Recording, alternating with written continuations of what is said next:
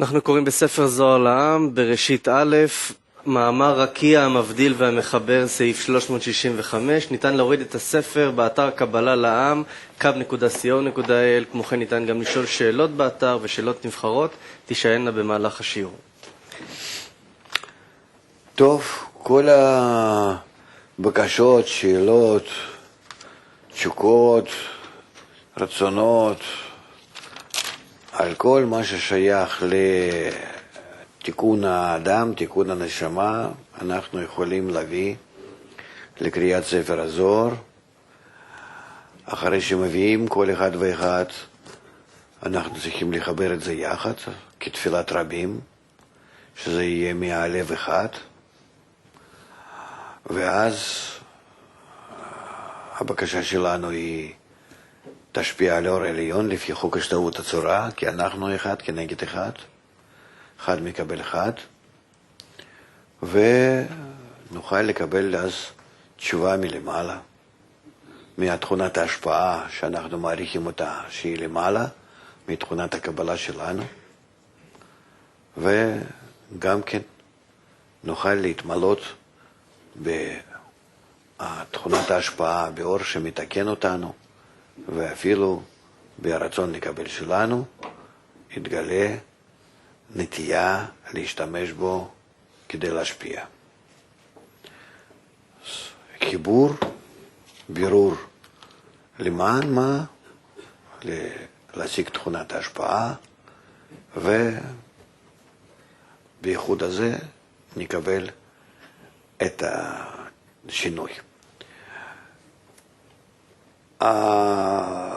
אנחנו צריכים לא לשכוח שבעצם אנחנו צריכים לבקש, לא מהבורא, שייתן לנו, שיעזור לנו, כמו שזה כתוב, אבל אנחנו צריכים רק להבין לשון הכתוב, שבעצם אנחנו דנים את עצמנו, וכל הזמן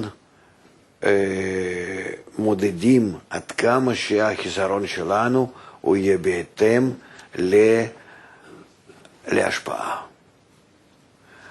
אין מה לבקש מהבורא שייתן תיקון, שייתן מילוי, שייתן התקדמות, שיקדש אותנו, שיעלה אותנו. זה אין לי מי לפנות, אין לי מי לפנות. הכוונה היא כי כל הזמן נמצא האור העליון במנוחה מוחלטת ומוכן לבצע את הפעולה הזאת.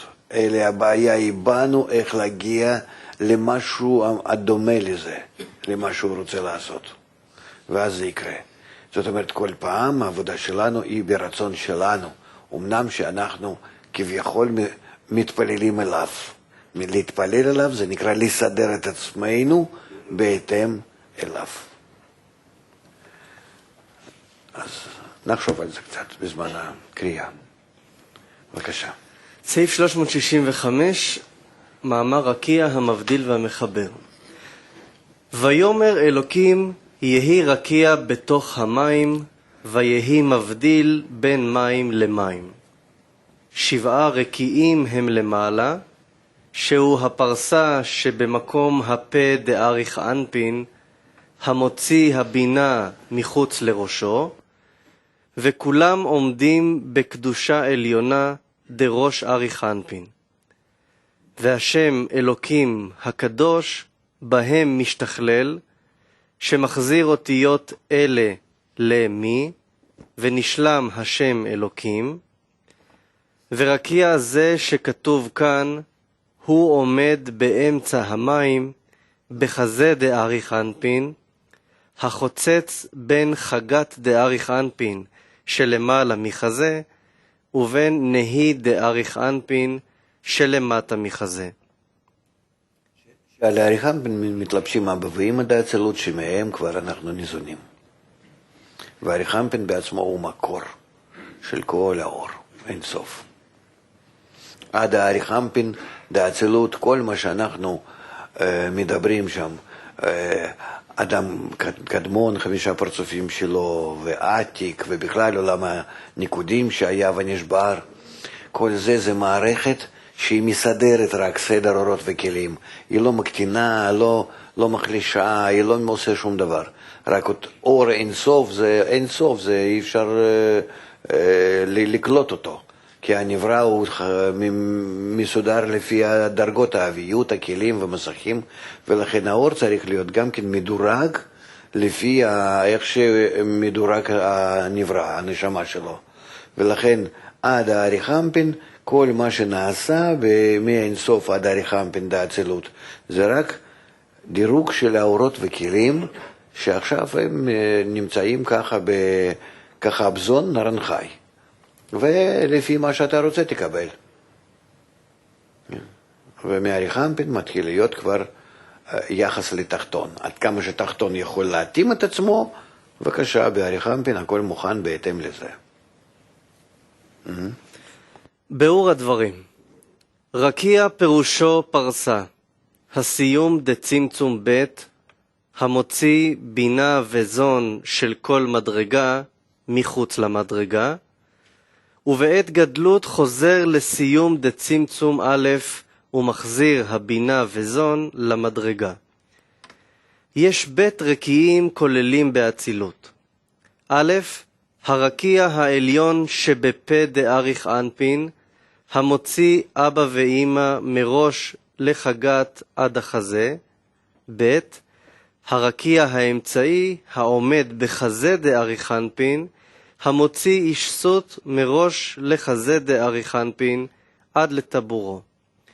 ויש גם הרקיע התחתון המסיים עולם האצילות, וממנו אינו מדבר כאן. ובהיות הרקיע העליון שבפה דאריך אנפין למעלה מזת דאריך אנפין, חגת נהים כולל אותם, על כן נבחן לשבעה רקיעים, לחגת נהים. ושבעה רקיעים הם למעלה, הרקיע העליון שבפה דאריך אנפין, המוציא את אבא ואמא לחוץ מראשו, שכולל שבעה רקיעים, וכולם עומדים בקדושה עליונה, כי רקיע זה, אף על פי שמוציא את אבא ואמא לחוץ מראש, מכל מקום אינו ממעט אותם לבק בלי ראש, אלא הם נבחנים כעודם בקדושה עליונה דראש אריך אנפין. והשם הקדוש בהם משתכלל, כי רקיע זה מחזיר את אותיות אלה דבינה לראש דאריך אנפין, ומשלים את השם הקדוש אלוקים. הרקיע זה מסך. מסך. יש מסך המבדיל, שיש בו רק הצמצום, אבל תנאי, זאת אומרת, שאם אתה עונה על הדרישה הזאת, אתה נמצא למעלה ממסך. אין לך תנאים האלה להיות למעלה ממסך, אתה מבקש, מתפלל, מתחבר יותר, ומגיע לזה שהאור פועל עליך, נותן לך תכונה שאתה עולה למעלה ממסך. אבל מסכים העיקריים הם מסך שעובד בפה דאריך אנפין, בחזה דאריך אנפין ופרסה. שלושת המסכים האלו זה כמו מחסומים, גבולות, שכך אנחנו מגלים יחס האור העליון אלינו. הוא מדרג את הקשרים בינינו לשלושה מדרגות, מצבים, סוגי יחסים.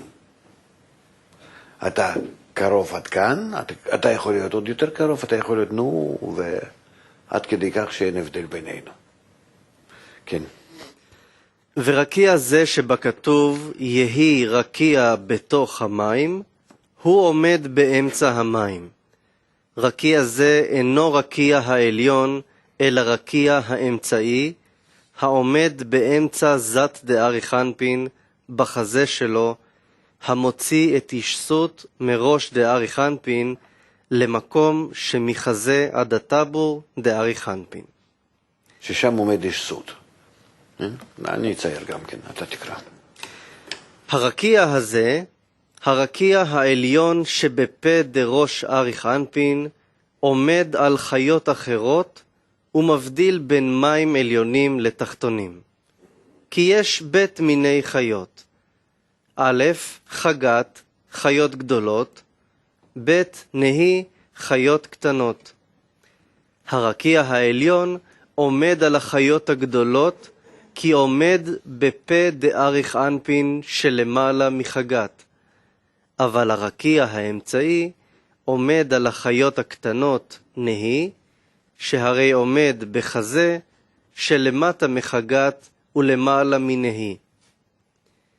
מים תחתונים קוראים למים עליונים, שיעלו אותם אצלם. ומהרקיע הזה הם שותים, שמעלה אותם למים עליונים, ומקבלים משם המוחין דהארת החוכמה, הנקראים שתייה. גם הרקיע הזה הוא המבדיל ביניהם, כלומר שיש לרקיע שתי פעולות, הבדלה וחיבור. בקטנות מבדיל בין מים עליונים לתחתונים, ובגדלות חוזר ומחבר המים תחתונים עם העליונים. משום שכל המים, כל המדרגות, כלולים ברקיע העליון.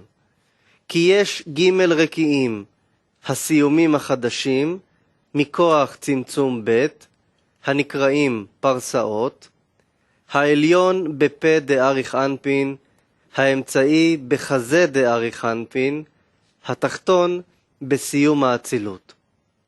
לעת הגדלות, כשהערת אב סג דאק מבטל לשעתו הסיומים דצמצום ב' ומחזיר הסיומים דצמצום א', ובזה מתבטל הגבול דסיום אצילות, אז חוזר רקיע התחתון ויורד מסיום האצילות לנקודה דעולם הזה, ומעלה ג' עולמות ביעה דפרודה לעולם האצילות, למחזה ולמטה דאריך אנפין, ששם עומדים איש סות וזון, והם מלבישים עליהם.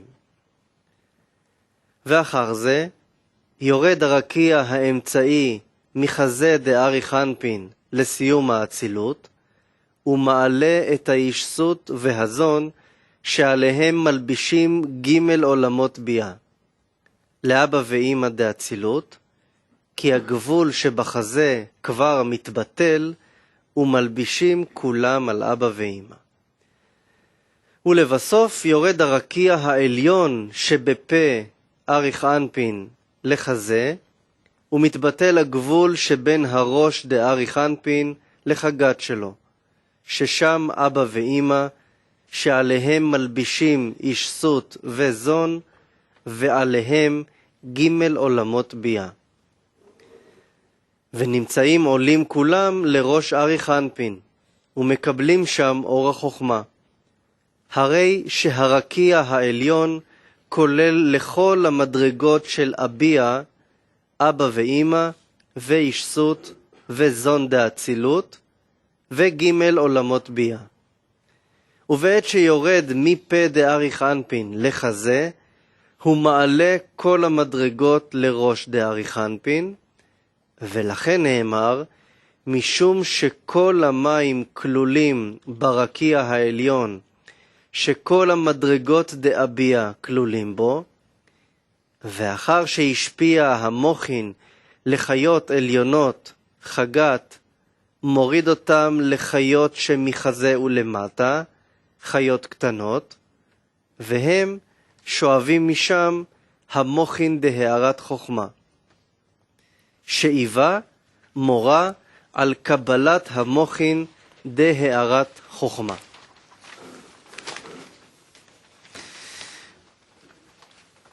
כתוב, גן נעול אחותי קלה, גל נעול מעיין חתום. גן נעול, הנוקבה, בעת שכל האורות נסתמים בה וכל האורות נכללים בה. גל נעול נקראת בעת שנהר היוצא מעדן נמשך ויוצא מעדן ונכנס בנוקבה להשקותה מהעדן. נהר יוצא מעדן בינה, שיצאה לחוץ מראש דאריך אנפין, הנקרא עדן, להשקות את הגן. בעת שהרקיע העליון יורד ממקומו לחזה, ומעלה כל המדרגות אל הראש דארי חנפין, אז מקבלת הנוקבה מוחין דשתייה, וכולל לכל המוחין. אבל אינו מוציא הערתם, כי המים, המוחין, נקרשים ועומדים בו. נקרשים, משום שרוח צפון נושב באלו המים, ועל כן נקרשו, ואינם יוצאים לחוץ עד שנעשו קרח. רוח צפון, קו שמאל, הנמשך מנקודת השורוק דבינה, מבעת שעלתה לראש דארי חנפין, שיש לה חוכמה בחוסר חסדים, ועל כן קפאו האורות בה, כי אין החוכמה יכולה להאיר בלי חסדים, וקפאו בה האורות, ולא נמשכו ממנה להאיר בחוץ, ונעשה בזה קרח וקיפאון. ולולא צד דרום, קו ימין, שקטש כוחו של הקרח הזה, לא היו יוצאים מים ממנו לעולם. לולא הזיווג שנעשה על המסך דחיריק, הממשיך קומת החסדים מצד דרום, מקו ימין, שהחוכמה מתלבשת בה ומאירה, לא יכלו האורות להאיר שם לעולם, כי אפילו החוכמה שבה לא היה יכולה להאיר מבלי חסדים. בבקשה. מניו יורק שואלים, איך אדם מודד עד כמה הרצון שלו תואם את תכונת ההשפעה? לפי הקבוצה, אין לנו יותר. אנחנו כל הזמן שוכחים. אנחנו חושבים קבוצה זה משהו שככה יש מקום להתחבר, להיות משהו. העולם שלנו מאוד מבלבל אותנו עם המושג הקבוצה. כלי רוחני, תראה בזה, בתוך פנימיותה, כלי הרוחני, שאם אתה מגיע לחיבור, לאיחוד, עם כל הרצונות של החברים, שהם בעצמם לא יודעים ולא מודעים למה שיש, אתה צריך לראות אותם שנמצאים כבר בגמר התיקון, ואתה צריך להגיע אליהם, למקום איפה שהם מחוברים, כי כל הטשטוש הזה, כל העלמה הזאת, כל העולמות, כל המציאות שאנחנו מרגישים, מציאות המדומה היא, אנחנו רק מרגישים אותה כך, אבל באמת נמצאים בעולם האינסוף. אנחנו צריכים רק לעלות על קהות החושים שלנו. אין יותר אלא כלפי האדם כל השינויים, שעכשיו נמצאים באינסוף ומרגישים במקום זה העולם הזה, וכל המציאות הזאת המדומה. אז אתה צריך גם כן כך להתייחס לקבוצה, שמכל המציאות הזאת המדומה שאתה נמצא בה, יש לך כאן אמצעי, משהו מיוחד, נציג מעולם אינסוף, שאתה יכול להסתכל עליו, ועד כמה שאתה חודר בו, בתוכו, בתוך הקבוצה, בתוך מושג של הקבוצה, ורוצה להגיע לתוך פנימיותה, אתה באמת נמצא בכיוון הנכון לאינסוף. אין לך בעולם שלנו יותר איזשהו מציאות, חפץ,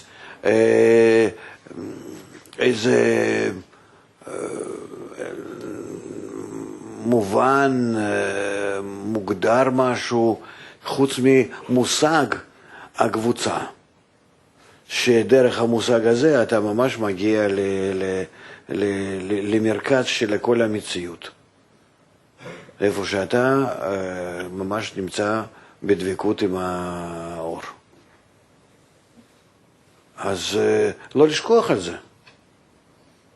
ולא לתאר את הקבוצה כמו שיתר הקבוצות. זה לא קבוצת כדורגל.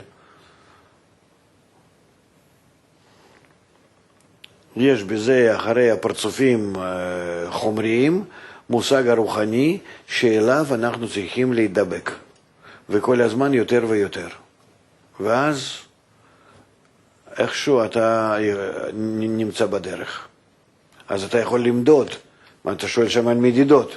כל פעם אתה יכול למדוד את עצמך כלפי עד כמה שאתה נמצא בפנים עוד יותר ועוד יותר ועוד יותר. ובחוץ יכול להיות שאתה לא מזהה אדם שהוא ממש נמצא כך לא. אבל קשה לנו את זה לראות. אבל מבפנים כן. תאר לעצמך שחוץ ממך כולם כאן נמצאים בסדר, בדבקות. רק אתה לא רואה אותנו בצורה נכונה, כי אתה בעצמך לא נכון. זה הכל. אני מגלה לך. כן. בוקר אור, אסף מחולון. איזה מחולון? מחולון? כן? עברתי דירה. ממרכז תל אביב? כן. איזה נפילה, כן. מתאים לתקופת הכנסים. כן, כן. רציתי לשאול, קודם אמרת שלהתפלל אליו זה לסדר את עצמנו בהתאם אליו. אני לא בקיא בעברית, אתה יותר ממני בטוח. להתפלל זה נקרא לדון את עצמו. נו, אז כל הזמן לזה אנחנו צריכים להיות מכוונים. השאלה שלי... לא לחייב אותו להשפיע לנו, אלא לחייב, אם כן כבר לחייב אותו, לתקן אותנו. שאז אנחנו נהיה ראויים לקבל מה שעומד לפניו, אין שום הגבלה. אתה סותם את האורות. לא שמלמעלה יש סתימה. כן? איך זה מסתדר? אנחנו לומדים שהתפילה היחידה שמתקבלת זו תפילת רבים. איך זה מסתדר? איפה הנקודה הזו כשאני דן את עצמי, מתפלל עם עצמי, מנסה להידמות אליו, איך אני עושה את זה עם כולם? מה זה רבים ומה זה כולם? אתה שואל נכון. רבים כולם זה שאני בגשמיות כמה שאפשר מעורר את כולם, אבל במיוחד רבים זה נקרא מה שאני מרגיש שנמצא מחוץ לי, ואני שמתעלם מעל אני שלי יכול להיות איתם יחד, כאחד. זה נקרא אני. זה מושג הקבוצה? זה נקרא רבים, אנחנו. הרבים זה כקבוצה? מושג הקבוצה? גם מושג הקבוצה, מה זה מושג הקבוצה? הכל מה שמחוץ לי. אז זה אותו דבר, זה אותה נקודה. כן. אז כשאני מתפלל ואני מנסה לדון את עצמי ולראות עד כמה התקרבתי או לא התקרבתי... אז אתה מודד עד כמה שאתה עוד לא יצאת מעצמך, ומבקש כוח שיעזור לך, שיעלה אותך מעל עצמך, להתקלל במושג הזה שנקרא רבים קבוצה, שזה נמצא מחוץ לך. זה הכל. להתעלות, זה נקרא להגיע לאמונה למעלה מהדעת. פשוט. נו, נמשיך. או, כן, מוריס, צריכים לכבד, אורח הקבוע. בוקר טוב רב. כן. ברוך הבא תגיד להם לארץ גם כן ישראל. בוקר טוב. בוקר טוב, כלי עולמי. אני שמעתי את השאלות ושמחתי שחזרת לארץ. שמעתי מיום שלישי שהתחילו השאלות, ומשום מה, כמובן, אנחנו כלי הטרוגני מאוד ועם הרבה דעות. מה שאני רוצה להגיד, שהתחושה שלי ושל הקבוצה בכנסים שהיו, זה שתי מתנות שהיו לנו ברצף, אמנם קשה להתאים את עצמנו לשינוי בשעות, אבל הצלחת לחבר לכלי העולמי את שתי האמריקות. ועכשיו שצפיתי בשידורים וראיתי גם חברים מסין ומיפן לא היו, אבל הרגשנו, זה החיסרון הנוסף שכאילו חסר לנו, שהכנס הבא יהיה במזרח, ואז זה כאילו משלב בתוכנו את החיבור, מה שאברהם עשה שהפיץ את זה כלפי חוץ, שלמעשה ישנה את ההתכנסות פנימה, שאתה כנראה השליח שצריך לעשות את זה. אז הוא לא רוצה שאני אהיה כאן הרבה זמן. אני כבר ביפן הייתי. אבל בסין עוד לא. בסין עוד לא. אני מפחד.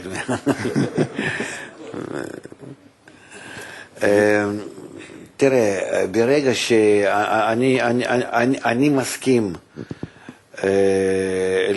לדבר הזה, כל פעולה עושה רושם, שבאמת עד כמה שאני מסוגל, כדאי להקדיש זמן וכוח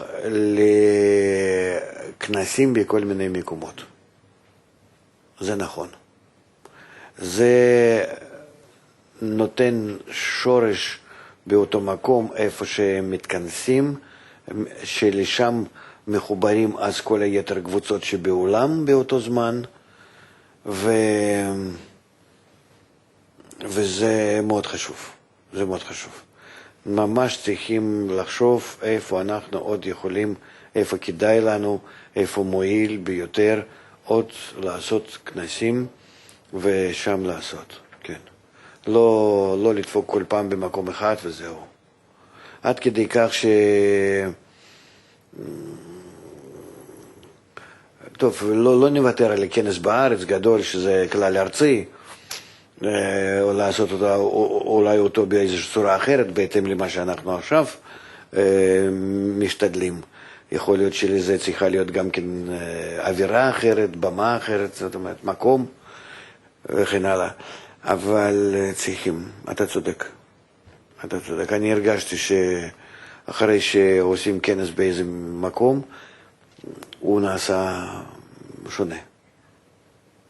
וזה לא בגלל שאני באתי לשם, אמנם שבזה גם כן יש כנראה השפעה, אבל בגלל שכל העיניים של כל החברים ככה מכוונות לשם. כן. ברשותך רב, לא רק העיניים אלא גם הרצון שלנו מתחבר, וזו התחושה שלי בכנסים שעברנו ביחד.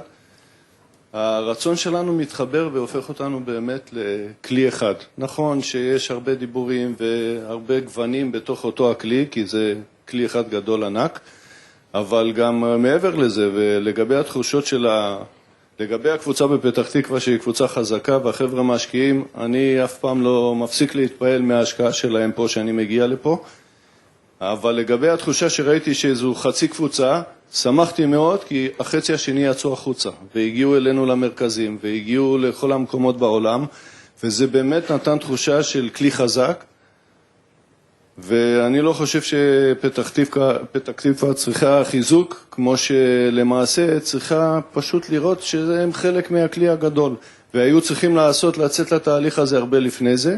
יש חברים שמרגישים את זה, יש חברים שעדיין לא כל כך מרגישים את זה פה, אז בגלל זה יש פה ושם תופעות, אבל אני חושב שזו קבוצה מאוד חזקה, והיא צריכה להמשיך להוביל מזה שהיא צריכה לעשות את הבירורים העמוקים ולעשות את החיתוכים הקשים שלפעמים משתמעים מזה שצריכים לצאת לקבוצות, והפעולה הזו מאוד ברוכה. היו אצלנו חברים מהקבוצה מפתח תקווה, וההרגשה בשני הכנסים של הקבוצה וכל מי שהשתתף עם הקבוצות, עם הנציגים מהקבוצות מסביב, הייתה הרגשה נפלאה, ואני חושב ששני הכנסים היו מתנה. פשוט זו מתנה. ולנושא של החיבור. תודה רבה. יפה לשמוע. זה כן, נראה, אתה אומר דברים נכונים, נקודות חשובות. נחשוב איך לעשות את זה. זה שהם יוצאים לכל הקבוצות זה טוב מאוד, אבל שלא יהיו שם כנציגי קבוצות פתח תקווה, הם צריכים להגיע לשם בצורה הפשוטה ביותר, הנמוך מהקבוצה. לא ככה, אנחנו הוותיקים באו ללחם החלשים או משהו כזה. צריכים מאוד לדאוג כי ביצוע האגו שלנו הוא ככה פועל, צריכים לדאוג. אבל באמת זה מעשה טוב. אני מאוד שמח לשמוע. אמנם שבאמת הם צריכים בעצמם להרגיש במה שעדיין הם לא עברו, וקבוצות אחרות כן עברו. כן, זה אני אשם בנוכחות שלי כאן. טוב, אז נעבור לחלק הבא. נעבור לחלק הבא של השיעור, כתבי בעל הסולם.